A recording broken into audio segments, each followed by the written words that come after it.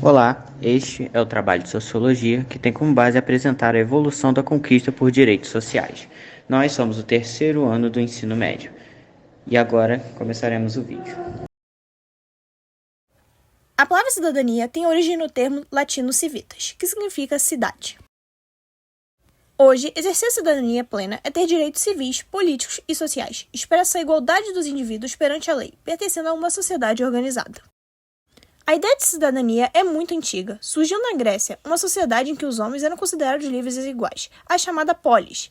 Nesse período, a cidadania esteve longe de ser universal.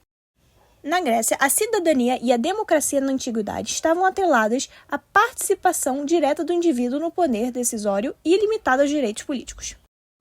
Em 510 a.C., foi instituída a famosa polis, território de ações cívicas e políticas, onde cidadãos selecionados participavam periodicamente das discussões e tomavam em conjunto as decisões. No entanto, para ser considerado um cidadão na Grécia Antiga, era necessário possuir riquezas materiais e terras. Ela também poderia ser dada como presente ou retribuição. Mulheres, estrangeiros e sem terras não eram considerados cidadãos. Quando falamos do conceito de Estado, a gente se refere aos mecanismos de controle político de um governo que reage em determinado território. Organizações como parlamento ou um congresso, instituições legais e um exército permanente são ferramentas utilizadas por um governo para controlar as várias esferas que compõem a sociedade de um Estado-nação. Estado-nação nada mais é do que uma massa de cidadãos que se considera parte de uma mesma nação. Sobre essa perspectiva, podemos afirmar que todas as sociedades modernas são Estado-nação, isto é, todas as sociedades modernas estão organizadas sob o comando de um governo, instituído que controla e impõe as suas políticas. As principais diferenças que podemos observar ao compararmos os dois momentos distintos dessa forma de organização são a soberania, que nada mais é do que o poder político e a decisão dentro de seu respectivo território nacional, a cidadania, que é o conjunto de direitos que dá à pessoa a possibilidade de participar ativamente da vida e do governo, e o nacionalismo, que é uma corrente de pensamentos que valoriza todas as características de uma nação. A história dos direitos humanos é um relato complexo que se desenvolveu ao longo dos séculos, concluindo um reconhecimento global mais sistematizado no século XX. Desde as primeiras civilizações, a humanidade tem lutado por formas de garantir dignidade e justiça para todos. A evolução dos direitos pode ser dividida em 4 categorias, sendo elas direitos humanos, sociais, políticos e civis.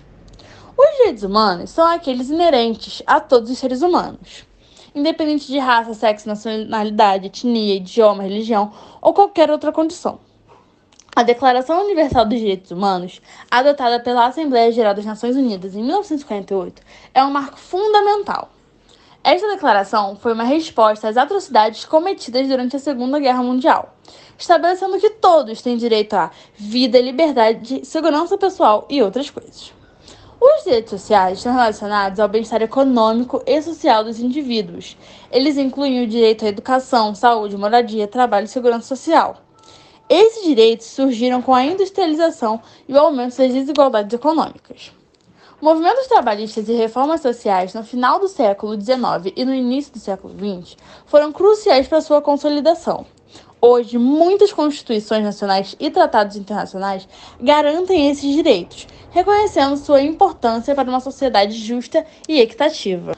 Os direitos políticos dizem respeito à participação dos cidadãos na vida política e no processo decisório de suas comunidades e nações. Incluem o direito ao voto, à candidatura a cargos públicos, a participação em eleições justas e livres e a liberdade de associação e reunião. A evolução dos direitos políticos pode ser vista, por exemplo, no desenvolvimento das democracias modernas e na expansão do sufrágio universal, permitindo que mais pessoas tenham voz nas decisões que afetam suas vidas. Os direitos civis protegem a liberdade individual contra abuso por parte do governo e organizações a outros indivíduos. Eles incluem a liberdade de expressão, de religião, de imprensa e o direito a um julgamento justo. A luta pelos direitos civis é frequentemente associada ao movimento por igualdade racial. de gênero e outras coisas. Como o movimento pelos direitos civis nos Estados Unidos durante os anos de 1950 e 1960, que buscava acabar com a segregação racial e garantir a igualdade perante a lei. Ao longo da história, a interseção desses direitos tem moldado a sociedade moderna, promovendo um reconhecimento mais amplo e uma implementação mais eficaz dos princípios de igualdade e justiça. Embora muitos avanços tenham sido feitos, a luta pelos direitos humanos, sociais, políticos e civis continua, refletindo a constante busca por uma sociedade mais justa e inclusiva. Os direitos sociais, humanos, políticos e civis são categorias de direitos fundamentais que têm diferentes focos e objetivos na proteção e promoção do bem-estar e da dignidade humana. Os direitos humanos são direitos inerentes a todos os seres humanos, independente da sua nacionalidade, residência, sexo, cor, religião ou qualquer outra condição. Um exemplo desse direito é a liberdade de pensamento. Já os direitos civis são direitos que garantem a proteção das liberdades individuais e asseguram a participação igualitária das pessoas na sociedade. Um exemplo também é a igualdade perante a lei e a liberdade de expressão. Também temos os direitos políticos, que são direitos que permitem ao cidadão participar da vida política e do governo do país, como o direito ao voto, por exemplo. E por último, mas não menos importante, tem os direitos sociais, que garantem condições de vida digna e bem-estar social, visão da justiça e a redução das desigualdades, como a educação, a saúde e a moradia. Iluminismo. A vertente política do iluminismo surge na sucessão histórica com o fundamental mote de defesa de direitos que seriam indissociáveis da condição de ser humano. Tais direitos, ditos direitos humanos, constituíram um núcleo mínimo de liberdades individuais, limitantes do agir, estatizado ou não, contra particular. A ligação entre o iluminismo e a razão torna-se basilar para a transformação da concepção de direitos naturais, civis e políticos para uma concepção mais ampliada de direitos humanos. O racionalismo crítico ilustrado permitiu uma guinada na ciência do direito, pois a mudança na lei passou a ser uma alternativa plenamente viável, na medida em que o controle sobre a mesma não seria mais a autoridade, mas a razão crítica. A Revolução Francesa foi um grande passo em direção da conquista dos direitos humanos. Por mais que a luta tivesse principalmente objetivos burgueses, sua participação popular e sua filosofia iluminista intrínseca moveu ideologicamente a revolução, influenciou a renovação do sistema político e social vigente na época, balançando as estruturas do status quo. A Revolução Francesa teve oficialmente seu início no ano de 1789, com a queda da Bastilha, com o objetivo de libertar presos contrários à monarquia e tomar armamentos que ali estavam. Porém, a insatisfação popular pela crise em que vivia a França, governada pelo rei absolutista Luís XVI, já gerava há muito um sentimento revolucionário exponencial. Manter os gastos exagerados e a vida luxuosa da nobreza tornou-se um peso muito difícil para o povo carregar, além do envolvimento direto da França em guerras com altos gastos, como a Guerra dos 7 Anos e a Guerra de Independência dos Estados Unidos, além de impostos abusivos para a sua população. A Inglaterra, com a Revolução Industrial, havia se tornado uma potência e um exemplo devido à extinção da monarquia absolutista, o maior poder burguês no parlamento e com a adoção do capitalismo. Na França, o rei tinha todo o poder e tomava sozinho as decisões nacionais, diferentemente da Inglaterra.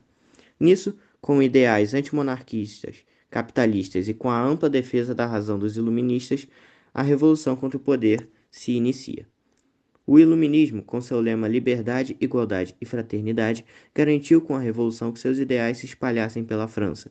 Do iluminismo foi criada a Declaração dos Direitos do Homem e do Cidadão, que, influenciada pela Declaração de Independência dos Estados Unidos de 1776, definia por meio de seus artigos a liberdade individual e a igualdade de todos, além do direito à propriedade, à segurança e à resistência à opressão. A Revolução principiou um processo de garantia de direitos por todo o mundo, influenciando os direitos básicos que hoje permeiam o globo. Influenciou a resistência à opressão advinda do poder absoluto da Igreja, determinando a cidadania, vinculando as pessoas não pelo dinheiro da família em que tinha nascido, mas pelo país que havia nascido.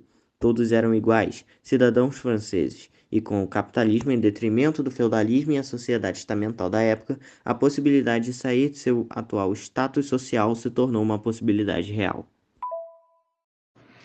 A Declaração dos Direitos do Homem e do Cidadão, proclamada em 26 de agosto de 1789, durante a Revolução Francesa, é um documento fundamental que estabelece direitos universais baseados nas ideias iluministas. Inspiradas por filósofos como Locke e Rousseau, e pela Declaração da Independência dos Estados Unidos, a Declaração defende como princípio liberdade, igualdade, propriedade, segurança e resistência à opressão. Com 17 artigos, destaca-se por afirmar que todos os homens nascem livres e iguais em direitos, que a lei deve expressar vontade geral e que a livre comunicação de ideias é essencial. Este documento influenciou movimentos globais de direitos humanos e foi uma base para a Declaração Universal dos Direitos Humanos da ONU, de 1948. De todas as leis que existem em um país, a Constituição é a mais importante delas. É a norma que trata justamente da elaboração das outras leis, como devem ser feitas, por quem, etc., e do conteúdo mínimo que essas outras normas devem ter. Vejamos um exemplo: a lei que fixa o valor do salário mínimo. Esta é uma lei comum, que nós chamamos de lei ordinária. Ela deve, portanto, ser votada pelo Congresso Nacional e ser submetida à sanção ou veto do Presidente da República. Essa lei deve ainda fixar o salário mínimo de forma unificada em todo o território nacional, em um nível que assegure o atendimento e as necessidades básicas do trabalhador e da sua família. Nessa Constituição, contém regras sobre como devem ser feitas as leis e como devem funcionar os três poderes: executivo, legislativo e judiciário, além de outros órgãos que atuam conjuntamente com esses poderes, como é o caso do Ministério Público e da Defensoria Pública.